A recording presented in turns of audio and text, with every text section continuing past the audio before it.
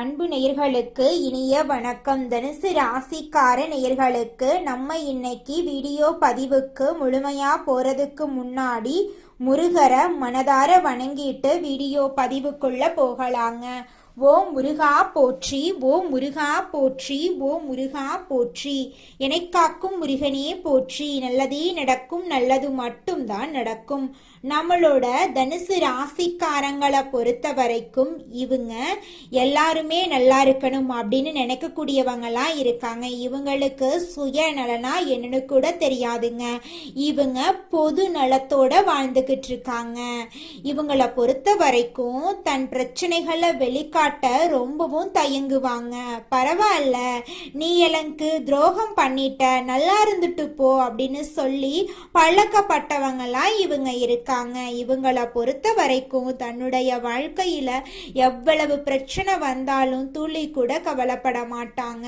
ஆனா நெருங்கிய உறவின் வாழ்க்கையில ஒரு பிரச்சனை வருதுன்னு வச்சுக்கங்க, ஓடி போய் உதவி செய்யக்கூடியவங்களா இவங்க இருப்பாங்க. நம்மளுடைய தனுசு ராசி மண்டலத்தின் 9வது ராசியா இருக்கு. தனுசு ராசியின் அதிபதி முழு சுப கிரகமான குரு பகவானுங்க. மூலம் நட்சத்திரம் 1, 2, 3, 4 பாதங்கள், பூராடம் நட்சத்திரம் 1, 2, 3, 4 பாதங்கள், உத்திராடம் நட்சத்திரம் முதல் பாதங்களில் பிறந்தவங்க இந்த தனுசு ராசியை சேர்ந்தவங்க. இந்த தனுசு ராசிக்காரங்களை நாம பார்த்தாலே அவங்க இயல்பாகவே மிகவும் நேர்மையானவங்க, எதையும் நேர்மறையாக சிந்திக்கும் ஆற்றல் கொண்டவங்க, ஆன்மீகத்துல அதிக நாட்டம் உடையவங்க. குருவின் ஆதிக்கம் இருக்கிறதுனால இவங்களுக்கு எப்போதும் அறிவு தாகம் இருந்து கொண்டே இருக்கும். உண்மையை மட்டுமே பேச வேண்டும், உண்மையாக மட்டுமே வாழ வேண்டும் என்று இவங்க நினைப்பாங்க.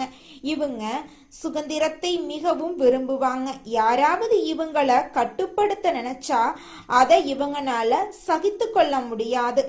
ஏழைகள் கஷ்டப்படுவார்கள் என்று யாராவது வந்து நின்னா தன்னிடம் இருக்கிறத கொடுத்து உதவும் தாராள மனம் இவங்களுக்கு இருக்கு. மனிதர்களிடம் இப்போதெல்லாம் மக்கள் எப்படி இருக்கிறார்கள் என்றால், உள்ளே ஒன்றை வச்சுக்கிட்டு வெளியே வேறு ஒன்றாக பேசுவாங்க. ஆனா தனுசு ராசிக்காரங்க அப்படிப்பட்டவங்க கிடையாது. இவர்களின் மிகப்பெரிய பலமே இவர்களின் வெளிப்படை தன்மைதான். மனசுல படுறத அப்படியே முகத்துக்கு நேரா ஒளிவு மறைவு இல்லாம பேசிடுவாங்க. இவங்க தங்கள் குடும்பத்தின் மீதும் பெரியவர்கள் மீதும் அளவற்ற மரியாதையும் பாசமும் கொண்டிருப்பாங்க. குடும்பத்தின் வளர்ச்சிக்காக தங்களை அர்ப்பணித்து கடுமையாக இவங்க உழைப்பாங்க. எவ்வளவு பெரிய கஷ்டம் வந்தாலும் இறைவன் இருக்கிறார் என்று அசைக்க முடியாத நம்பிக்கை இவங்களை எப்பொழுதும் வழிநடத்தும். இவர்களை நண்பர்களாகவோ வாழ்க்கை துணையாகவோ பெற்றவங்க வாழ்க்கையில ஒரு சிறந்த வழிகாட்டியையும் உண்மையான அன்பையும் பெற்றவர்களா கருதப்படுவாங்க. இப்படி இவங்களை பத்தி சொல்லிக்கிட்டே போகலாம். ஆனா இவர்களிடம் சில குறைகளும் பலவீனமும் இருக்கதாங்க செய்யுது. அந்த குறைகளை நீங்க திருத்தி கொண்டா உங்களை இந்த உலகத்துல யாராலையும் அசைக்கவே முடியாதுங்க. தனுசு ராசிக்காரர்களிடம் உள்ள மிகப்பெரிய குறை என்னன்னா, இவர்கள் மனசில் இருக்கிறத உள்ளபடி பட்டென்று பேசி விடுறதுதான். இவர்களின் நேர்மையான பேச்சு சில நேரங்கள்ல மற்றவர்களுக்கு கடுமையான வலியை ஏற்படுத்தும். இதனால தங்களுக்கு தெரியாமலேயே பல எதிரிகளை இவங்க உருவாக்கிட்டு இருக்காங்க. அதே போல மற்றவங்க சொல்றத முழுமையா விசாரிக்காம அப்படியே நம்பி ஏமாந்து போறது இவங்களின் மற்றொரு பலவீனமா இருக்க. அதிக தன்னம்பிக்கை காரணமா சில நேரங்கள்ல எதையும் எளிதாக எடுத்துக்கொண்டு அலட்சியமா செயல்படுவாங்க. தங்களுக்கு எல்லாம் தெரியும் என்ற ஒரு சிறிய எண்ணம் சில நேரங்கள்ல இவர்களை பெரிய குழியில தள்ளிரும். யாராவது இவங்களை காயப்படுத்தும்படி துரோகம் செய்து விட்டா அதை இவங்கனால ஜீர்ணிக்கவே முடியாது. இதனால இவங்களுக்கு அடிக்கடி கடுமையான மன உளைச்சலும் தேவையற்ற இரத்த அழுத்த பிரச்சனைகளும் ஏற்படும். அதனால தனுசு ராசிக்காரர்களை நீங்க பேசுறதுக்கு முன்னாடி அந்த வார்த்தை மற்றவங்களை காயப்படும் ஏற்படுத்துமா அப்படின்னு ஒரு கணம் சிந்திச்சு பேசுங்க தனுசு ராசிக்காரர்களே. எல்லோரையும் கண்மூடித்தனமா நம்புவதை நிறுத்துங்க. எது நடந்தாலும் அது கடவுளின் விருப்பம் அப்படின்னு உங்கள் கடமையை மட்டும் உறுதியா செய்யுங்க. கோபத்தையும் முன்கோபத்தையும் குறைத்து கொண்டாலே உங்க வாழ்க்கையில பாதி பிரச்சனை தீர்ந்து மன அமைதி உங்களுக்கு நிச்சயமா கிடைக்குங்க. அனைவருக்கும் வணக்கங்க. நீங்க இந்த 3 இடங்களுக்கு மட்டும் தவறுதலாக கூட செல்ல வேண்டாங்க. உங்களுக்கான நேரம் ரொம்பவும் குறைவாயிருக்கு. ஏன்னா நீங்க இந்த 3 இடங்களுக்கு போனீங்கன்னா எதிர்பாராத விபத்துக்கள் ஏற்பட்டு நீங்களும் உங்கள் குடும்பமும் பல சிரமங்கள்ல சந்திக்க நேரிடுங்க. குறிப்பா இந்த மாதத்துல ராகு கேதுக்கள் தங்கள் உக்கிர ரூபத்தை எடுப்பாங்க. இந்த மாதத்துல கோடை காலத்துல வெயில் ரொம்பவும் அதிகமாயிருக்கும். வளி மண்டலத்துல வெப்பம் எப்படி இருக்குதோ அதே போல இந்த நேரத்துல ராகு கேதுக்களும் அதே அளவு வெப்பத்தோட தங்கள் உக்கிர ரூபத்தை எடுப்பாங்க. நீங்க இந்த இடங்களுக்கு செல்ல வேண்டாம். ஒருவேளை நீங்க சென்றால் நீங்க நிறைய இழக்க நேரிடுங்க அப்படின்னு நீங்க தெளிவா புரிஞ்சுக்கோங்க. உங்களோட வாழ்க்கை உங்க கையில தாங்க இருக்கு. நீங்க செல்லக்கூடாத இடங்கள் எவை, நீங்க அந்த இடங்களுக்கு போனா உங்களுக்கு எப்படி நஷ்டம் ஏற்படும் என்பது பற்றி நாம தெளிவா தெரிஞ்சுக்க போறேங்க. இதை தெளிவா தெரிஞ்சுக்கணும் அப்படின்னா இந்த காணொளிய பொறுமையாகவும் நிதானமாகவும் நீங்க தனியாக உட்காரவில்லை அப்படின்னாலும் எங்கும் கடந்து செல்லாம கடைசி வரைக்கும் கேட்க முயற்சி பண்ணுங்க. ஏன்னா சில விஷயங்களை என்ன இருக்கிறது இதில் என்று தள்ளிவிட்டு விடுவோம். மனிதர்களுக்கு என்னவென்றால் எதுவாக இருந்தாலும் எளிதாக நம்மிடம் வந்த எதையும் நம்ம சாதாரணமா பார்ப்போம். கஷ்டப்பட்டு பெற்றதற்கு மதிப்பு அதிகமா இருக்கும். ஆனா தெய்வ அனுகிரகம் எப்படி இருக்கும் அப்படின்னா இந்த ராசிக்காரர்களுக்கு நீங்க செய்த புண்ணியம், நீங்க செய்த பூஜைகள், உங்கள் நல்ல குணம் ஆகியவற்றால தெய்வமே அந்த பரமேஸ்வரனே இந்த பதிவை உங்க கண்ணில் படும்படி செஞ்சிருக்காரு. கடவுள் நமக்கு சில சமயங்கள்ல நம்மை தட்டி எழுப்புவது போல சில விஷயங்களை தெரிவிப்பாரு. அவற்றை நாம் புரிந்து கொண்டா நாம் அதிர்ஷ்டசாலிகள். அப்படி புரிஞ்சுக்கல அப்படின்னா நம்ம வாழ்க்கையில பிரச்சனை நடக்கிறதுக்கு வாய்ப்பு இருக்குதுங்க. புரிஞ்சு நடந்துக்கோங்க. உங்க வாழ்க்கையில நல்லது மட்டும் தாங்க நடக்கும். கடவுள் நமக்கு சில சமயங்கள்ல நம்மை தட்டி எழுப்புற மாதிரி சில விஷயங்களை தெரிவிப்பாரு. அவற்றை நாம புரிந்து கொண்டா நாம அதிர்ஷ்டசாலிகள். என்ன இருக்குது இதுல அப்படின்னு அலட்சியப்படுத்தியவர்கள் எத்தனையோ பேரு காலப்போக்குல மறைந்து விட்டனர். கண்ணிமைக்கும் நேரத்துல நமக்கு நல்லது நடக்கலாம், அதே போல நஷ்டங்களும் நடக்கலாம். அதனால அப்படிப்பட்ட தவறு உங்களுக்கு நடக்க கூடாதுங்க. அப்படிங்கிறதுக்காக நான் இந்த பதிவுல பல விஷயங்களை உங்களுக்கு சொல்ல போறேங்க. எல்லா நல்ல விஷயங்களை பத்தியும் நீங்க தெரிஞ்சுக்க போறீங்க. பரமேஸ்வரர் உங்களுக்கு பலவிதமான நன்மைகளை தரப்போறாருங்க. அதுல துளி கூட மாற்றமே கிடையாது. இப்ப நான் சொல்லக்கூடிய 3 இடங்களுக்கு மட்டும் நீங்க செல்ல வேண்டாங்க. அதே போல செல்ல வேண்டிய இடங்களையும் நான் இந்த பதிவுல சொல்றேங்க. அங்கு சென்றா இந்த மாதத்துல உங்களுக்கு நல்லா இருக்குங்க.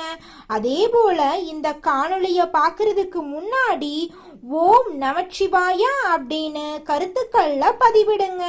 தயவு செய்து இந்த பதிவுக்கு உங்களோட ஆதரவை தாருங்க. ஏன் அப்படின்னா நீங்க உங்க விருப்பத்தை தெரிவிப்பதன் மூலமா இது மேலும் சில உங்களுடைய நண்பர்களுக்கு சென்று அவர்களுக்கும் பயன்படுத்தி கொள்ளும் வாய்ப்பை ஏற்படுத்தி தருங்க. அதன் மூலமா அந்த பரமேஸ்வரன் உங்களுக்கு ஏதோ ஒரு ரூபத்துல நிச்சயமாக உதவி செய்வாருங்க. ஒருவரின் ஆதரவு 4 நபர்களுக்கு சென்றடைய உதவியா இருக்குங்க. அவர்களையும் அவர்களின் குடும்பத்தையும் நீங்க காப்பாற்றியவர்களாயிருவீங்க. அப்படிங்கறதால உங்களுடைய ஆதரவை தாருங்க. இனி தாமதிக்காம விஷயத்துக்குள்ள போலாங்க.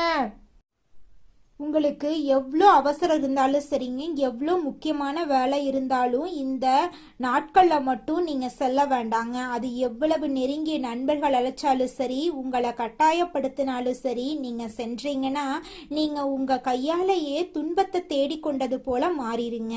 நீங்கள் அந்த இடத்துக்கு சென்றால் 10ஆம் வீட்டில் இருக்கக்கூடிய சனி பகவானின் தாக்கத்தாலும் ராகு கேதுக்களின் உக்கரத்தாலும் நீங்கள் எதிர்பாராத சிக்கல்களில் மாட்டிக்கிறீங்க.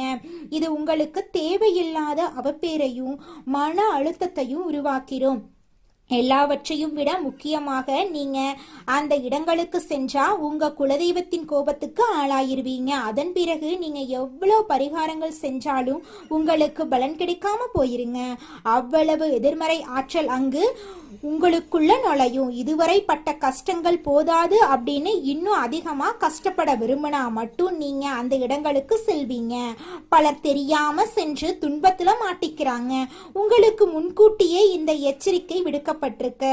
கடந்த சில காலங்களாகவே தொழில் மற்றும் குடும்பம் என்று இரண்டு பக்கமும் நீங்க பலவிதமான மன போராட்டங்களை சந்திச்சுட்டு இருக்கீங்க. ஆனா இனிமேலு அந்த கஷ்டங்கள் தொடரக்கூடாது அப்படிங்கறதுக்காக இதை நான் விரிவா சொல்றேங்க. அந்த இடங்கள்ல நீங்க செல்லக்கூடாத முதலிடம் என்னன்னு பாத்தீங்கன்னா, உங்களை சுத்தி எப்பொழுதும் எதிர்மறையாக பேசிக் கொண்டிருக்கும் நபர்களோட இருப்பிடங்க. அந்த இடங்களுக்கு நீங்க செல்லவே கூடாதுங்க. அவங்களோட வாழ்க்கை எப்போதுமே துயரமும் கண்ணீருமாவே இருக்கும். அவங்க எந்த கர்மாவை அனுபவிக்கிறாங்களோ தெரியல, ஆனா அவங்க எப்போதும் தங்க கஷ்டங்களை மட்டும் பற்றி பேசிக்கிட்டே இருப்பாங்க. என் வாழ்க்கை முடிஞ்சிருச்சு, எனக்கு யாருமே கிடையாது, எனக்கு மட்டும் ஏன் இப்படி நடக்குது, நான் அழிந்து போக போறேன் அப்படின்னு எப்போதுமே விரக்தியாகவே பேசுவாங்க. அவர்கள் நல்லவர்களாயிருக்கலாம், ஆனா அவர்களின் வார்த்தைகள்ல உள்ள எதிர்மறை ஆற்றல் மிகவும் வலுவாயிருக்கு. நீங்க மற்றவர்களின் கஷ்டங்களை கேட்டு சீக்கிரமே மனவிறங்கி விடுவீங்க. நீங்கள் அவர்களிடம் சென்று ஆறுதல் கூறலாம் அப்படின்னு நினைச்சு அவர்களின் அருகில் அமர்ந்து பேசினா அவர்களின் அந்த எதிர்மறை ஆற்றல் உங்களை எளிதாக தொற்றிக்கொள்ளும்.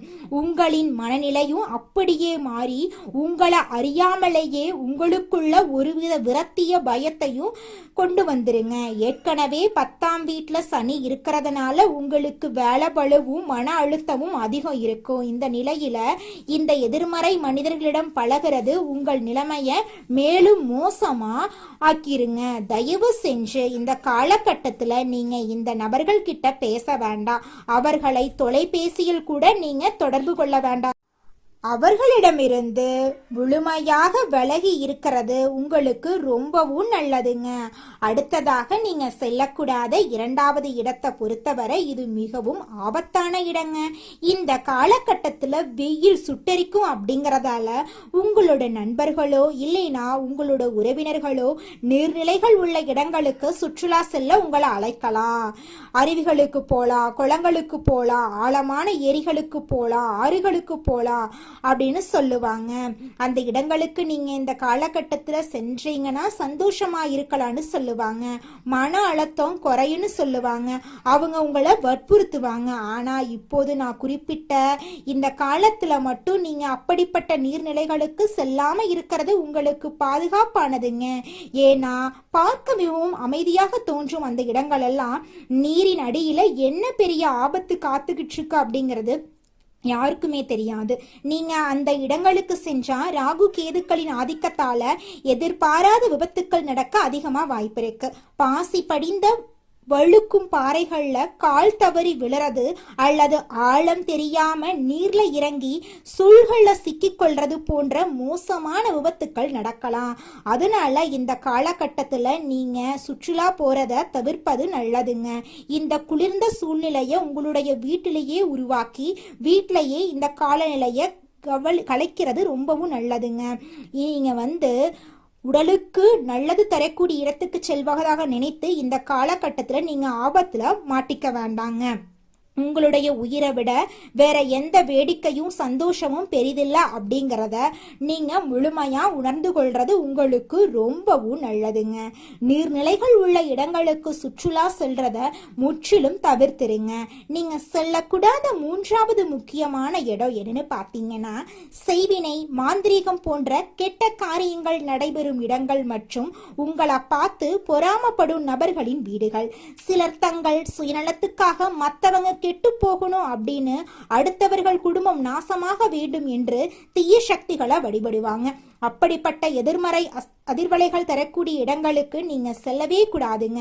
அதே போல நீங்க வாழ்க்கையில முன்னேறத உங்க வளர்ச்சியை பார்த்து உங்களுக்குள்ள வாழ்க்கையில பிரச்சனை ஏற்படுத்தக்கூடிய நிறைய பொறாமப்படக்கூடிய நபர்கள் இருக்காங்க. அவங்களுடைய வீட்டுக்கும் நீங்க போகக்கூடாதுங்க. நிச்சயமாக உங்க வாழ்க்கையில நல்லதுதாங்க நடக்கும். பொறாமைப்படும் உங்களுடைய உறவினர்கள், நண்பர்கள் சிலர் உங்க வட்டத்திலேயே இருப்பாங்க. அவங்க வெளியே உங்ககிட்ட நல்லா சிரிச்சு பேசினாலும் அவங்க கொடுக்கும் ஒவ்வொரு பொருளிலும் அவர்களின் வன்மம் இருக்கும். அப்படிப்பட்டவர்களின் வீடுகளுக்கு இந்த மாதத்துல நீங்க செல்லக்கூடாதுங்க. அவர்களோட வீட்டு வாசப்படியை கூட நீங்க மிதிக்க கூடாது. அவர்கள் கொடுக்கும் தண்ணீர், தேநீர், எந்த உணவையும் நீங்க வாங்கி சாப்பிட வேண்டாம். அவர்களின் பொறாம கலந்த பார்வையே உங்களுக்கு மிகப்பெரிய திருஷ்டியா மாறி உங்க வாழ்க்கையில பல தடைகளை ஏற்படுத்தும். நீங்க உண்ணும் உணவின் வழியாக அந்த கெட்ட சக்திகள் உங்களை எளிதாக பிடித்துக்கொள்ளும். இவற்றுடன் இரவு நேரங்கள்ல தனியாக வாகனங்கள்ல பயணம் செய்வத, முக்கியமா 4 திசைகளை சந்திக்கும் சாலைகள்ல நீங்க இந்த மாதத்துல பயணம் செல்றத தவிர்ப்பது ரொம்பவும் நல்லதுங்க. அந்த நேரங்கள்ல தீய சக்திகளின் நடமாட்டம் அதிகமா இருக்கும். அப்படிங்கறதால உங்களுடைய வண்டி பழுதாகவோ விபத்துக்கள் ஏற்படவோ வாய்ப்புகள் இருக்கு. அதனால இரவு நேரத்துல பயணம் செய்யறத இந்த மாதத்துல தவிர்ப்பது ரொம்பவும் நல்லதுங்க. நிச்சயம் உங்க வாழ்க்கையில மீண்டும் வசந்தம் வீசுங்க. உங்க துன்பங்கள் அனைத்தும் பனி போல விலகி போகும்.